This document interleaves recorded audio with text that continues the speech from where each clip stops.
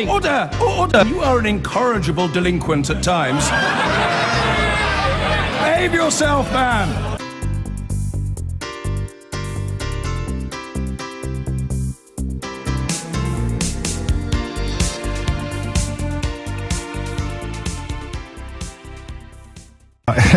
Do you know what conversation we're having? It's inspired, sadly, by the events in Orlando yesterday. 50 people, a number that is likely to rise, gunned down in cold blood in a gay nightclub. I think it seems utterly inarguable that the word gay is relevant to any analysis of this story. But of course, you have to accept that so is the word Islam or Muslim. The man pledged allegiance to the so-called Islamic State before going into the nightclub. And it's that link between religion and bigotry, between religion and hatred, between, in this case, religion and homophobia, that I'm keen to explore.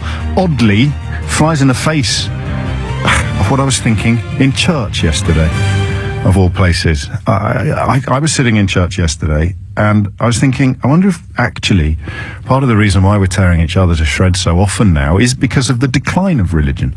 And obviously this was before I was fully across the events in Orlando. And it's an uncomfortable thought to have arrived at, because like you, I think an awful lot of problems in the world seem to lead back to religious doctrines and religious rivalries. But in terms of traditional British Christianity, and forgive me if I'm sounding like a throwback to the 1950s, in terms of traditional British Christianity, or even, you know, in the simplest of its forms, the love thy neighbour school of thought, it just occurred to me that perhaps the decline in religion in some way, and also the sense, unhealthy though it may be on an intellectual level, but the sense that actually your actions in this world do somehow influence what happens in a next world, even if all of your logical brain is screaming nonsense, nonsense, nonsense. The fact that that used to be part of our cultural DNA in a way that it clearly isn't anymore possibly explains why there seems to be a decline in fellow feeling, a decline in humanity, a decline in compassion abroad at the moment. I don't know. That's what I was thinking in church. Your mind often wanders, but it wanders in directions usually inspired by scriptures, and I hope they were quite healthy thoughts. What we're talking about mostly this hour is when scriptures lead you in really unhealthy directions, and there can be few directions less healthy than telling people that the sexuality they were born with somehow condemns them, or discriminates against them, or renders them inferior, or consigns them to the eternal fires of damnation. And I just want to know what we can do about them. What can we do about them? 6 minutes after 11. Tremon is in Westminster. Tremon, what would you like to say? Hi, good morning, James. How are you doing? Very well, mate. What's on your mind? Wonderful. Okay, so from what you're saying, I think you're looking at it from the wrong perspective. Now, I'm looking at it as a Seventh-day Adventist Christian, and I'm studying to be a pastor. Now, I'm looking at it from this perspective. This is what God says. What's God's ultimate purpose for man? God's ultimate purpose for man is to save man. So God wants to be where man is, but God cannot dwell in the same place as sin. Okay? And what then is sin? Sin is mate, I've already had one sermon this week. I was in church yesterday. Let's address the question of people who stand up in public and call down condemnation because of people's sexuality. Are you one of them? I am not one of them who condemn anyone for sexuality, because I'm leading to my next point. Yeah. A heterosexual, a man who is a heterosexual who sleeps with 50, 60 women, and a man who is a murderer, and a man who is a homosexual who is sleeping with one partner, if they do not accept Christ, if they do not accept Christ as their savior and turn from their ways, right. So you're telling gay people to turn from their ways, then? What I'm saying, I'm telling. It's not a trick question. I'm telling all people. No, I accept you're also telling murderers to change their ways, but the gays are on the list. Yes. Yes. The gays are on the list. They need to turn from their ways. And I'm also telling heterosexuals who are sleeping with 50, 60 women. I used to do it. By the time I was 19, I had slept with so many women, I lost count. Yeah. Now I am studying to be a pastor. And I had to change my ways, because I realized that what Christ has done for me. He came from heaven and died for me, and he's given his life for me. So I am... Gave his life for gays as well. He does give his life for gays, but he gave his life for those who will change their ways. And never said a word about homosexuality, did he? Not a single word. Why didn't he say anything about homosexuality? Because he didn't care. It wasn't an issue. Preached love. It wasn't an issue. It wasn't an issue. It wasn't. Whoa, okay. So it's a recent invention then, is it? The issue was bigger. The issue was bigger. Christ came to Israel. Christ came to Israel. See, I think the part of me thinks you're ridiculous, and part of me thinks you're dangerous, and that is why you're such a great contributor to this conversation. Because as long as you're ridiculous, I mean, you carry on with your nonsense. That's fine. But when people go out to kill others because of their sexuality, that's when people like you become dangerous. I condemn that. Of course you do, mate. Yeah, of course you do. While telling them to change their ways and comparing them to murderers, it's a really powerful condemnation. So where's the line, do you think, between your ridiculousness and your dangerousness? There is no line between ridiculousness and danger. Oh, come on! Don't be so down on yourself. There must be a point at which you realise, right? That I've stopped being ridiculous now. I've become dangerous. James, you have lost Tremon. what I'm trying to say to you. Oh no, James, I haven't. I see it more clearly than you do, brother. What I'm saying to you is that Jesus is coming soon, and He wants to save all men. He wants to save every single person on this planet, but He cannot do it. He cannot take man to a holy place if man is still living in sin. Because when we get to heaven, we won't... Tremon, I understand every word you're saying. Just putting them in a slightly different order won't render them any less ridiculous. I understand what I'm saying, James. What I'm saying is... So what should happen to the gays that refuse to do what you've told them to do?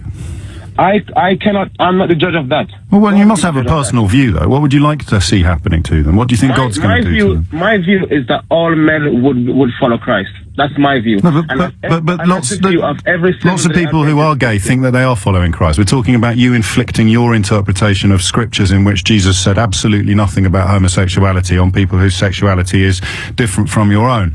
And I just want to know, what do you think should happen to people? The Bible speaks about sin, though. Yes, but we're talking about Jesus. You told me He was coming soon. You told me He was coming soon. The Bible's already here. Yes, I did. Yes. Exactly. So that's why we're talking about Jesus and the fact that in the Bible Jesus said absolutely nothing about homosexuality. But here's the question, and again, it's not a trick question. I accept that you can't see where your ridiculous ends and your dangerousness begins. And to be fair to you, my friend, nor can I. So let's look at a different aspect of the conversation, which is here's a gay person who refuses to do what you want. What should happen to them? Either in this world or the next. That person, a Christian should not say what should happen to someone. Because a real Christian, a genuine Christian loves all men regardless. A genuine Christian will not say this should happen to a homosexual, or this should happen to a heterosexual, or this should happen to a murderer, or this should happen to this person. I thought you were saying that they should turn away from their sins. What I am saying is, out of love, out of the love that we have for humanity, that Christ has for humanity, that He gave Himself to die for every single human being on this planet. Again, we've heard all this already. I mean, the question is not difficult. Here's a gay person who thinks you're a bit mad, and they're going to carry on being gay. What should happen to them?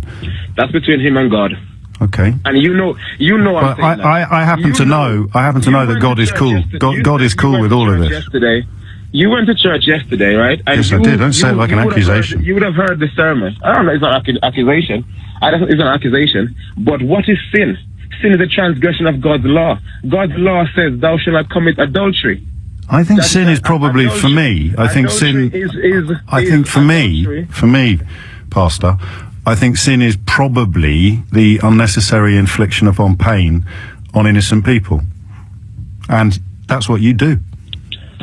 So my question to you then. No, hang on. It's not an exchange. It's not a game of tennis. I understand. You are a sinner because you hurt innocent people for no reason, and you dress it up while boasting about how promiscuous you were as a 19-year-old, which frankly made you sound weird as well as unattractive. You dress it up as some sort of religious sanction. Now, I just don't know, Tremon, whether or not the law should deal with people like you, or whether we should all just sit and laugh. Well, my friend, a lot of people laughed at Christ. They spat in his face. They laughed at Jesus and they spat in his face. Okay, so you're comparing yourself to Jesus now? No, I'm saying... Because that's a sin. Christ, that's actually blasphemy.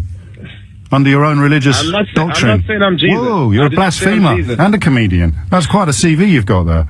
James, I now understand something. Yes, so do I. James, you're not... I get that you're playing devil's advocate, right? I'm not, my friend. That's not a problem. Oh no, I'm not. I'm playing humanity's advocate. Look at the Garden of Eden. And you're preaching hatred. who was in the Garden of Eden with Adam and Eve? Nobody. God was there. Okay. Okay. So this is we're going for peak creationism now, are we? The temple in the wilderness. Yeah. Who came? What Shekinah came down in the temple in the wilderness? Do you have to be CRB checked to do what you do?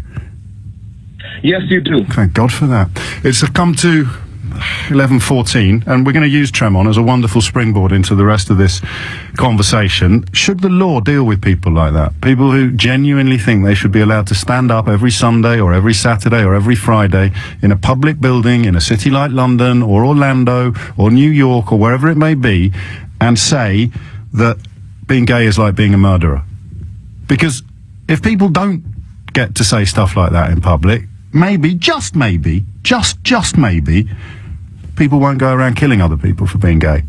I don't know. I don't know whether the impulse is born in people, the impulse to be homophobic. I very, very much doubt it. I think it gets watered by men like him, doesn't it? But I sit here now listening to it, half laughing, half despairing, and fully wondering whether or not society needs to address men like that. I don't know. I started the programme suggesting that we probably do. Nothing Tremon said has dissuaded me from that position, but it remains so deeply illiberal and so censorious. I genuinely don't know. What do you think? Should the law silence hate like that? Or somehow should we keep our fingers crossed and hope that eventually everybody will be laughing? And if you know where the line is, because neither Tremon nor I could see it, between his ridiculousness and his dangerousness, I'd love you to put that into words as well. It's 11:15.